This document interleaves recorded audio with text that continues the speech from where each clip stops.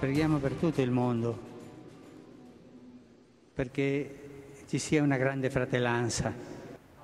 Among the first words from the new Roman Catholic Pope, let us pray for all the world because there should be unity.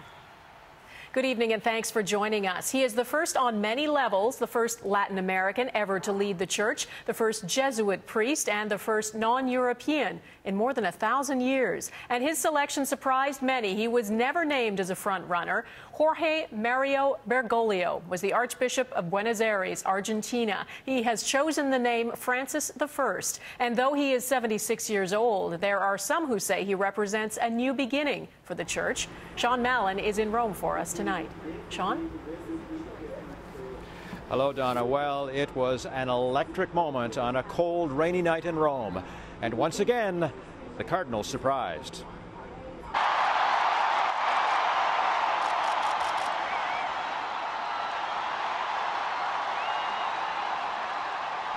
When Jorge Mario Bergoglio stepped out as Pope Francis, the crowd erupted. The Archbishop of Buenos Aires represents several firsts. The first Jesuit Pope, the first from the New World, the first non-European since the 8th century. Fratelli e sorelle, buonasera. In his first words as leader of the world's Catholics, Francis asked for them to pray for him. Bergoglio was reportedly the second choice in 2005 when Joseph Ratzinger was picked as Benedict XVI, but this time, at age 76, the Argentinian was thought to be in the lower tier of possible candidates. In a conclave where the cardinals were debating who would be best positioned to reform a troubled Vatican government, it seems to have sent a clear message. Apparently the cardinals didn't want someone who was a Vatican insider. They opted way away from that. They opted a continent away from that. It capped a day of drama where thousands of pilgrims stood out in the square in the cold and wet, their numbers growing as the likely decision time came near. Just before lunchtime, black smoke appeared, indicating the morning's two ballots had not produced the required 77 votes for a two-thirds majority. The Cardinals took a break for lunch and reflection. As the hours dragged on, the crowds and the assembled media focused on a seagull who perched for the longest time on top of the chimney. Someone even created a Twitter handle for it, Sistine Seagull. And then, just after 7 Roman time, the white smoke appeared and a roar arose. The bells of St. Peter's rang out.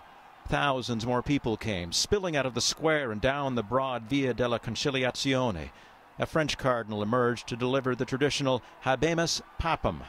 Annuncio vobis gaudium magnum. Habemus Papam.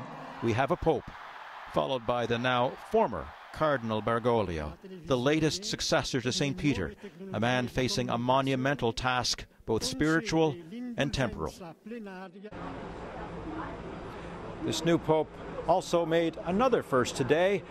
He received a phone call of congratulations from his predecessor, the Pope Emeritus, Benedict XVI, who, of course, resignation paved the way for this stunning moment again today.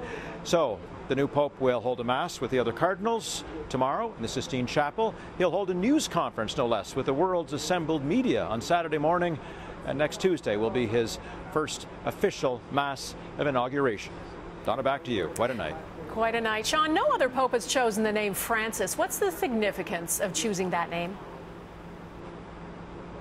Well, the thinking is it probably goes back to St. Francis of Assisi, the monk known for his piety, known for his very simple way of life. And Cardinal Bergoglio, the former Cardinal Bergoglio, was known for this in his time in Buenos Aires. He would take public transit, shunned living in the palace that the cardinals normally live in. So, yes, sending a message that he's not going to be a grand man. He wants to be a simple man.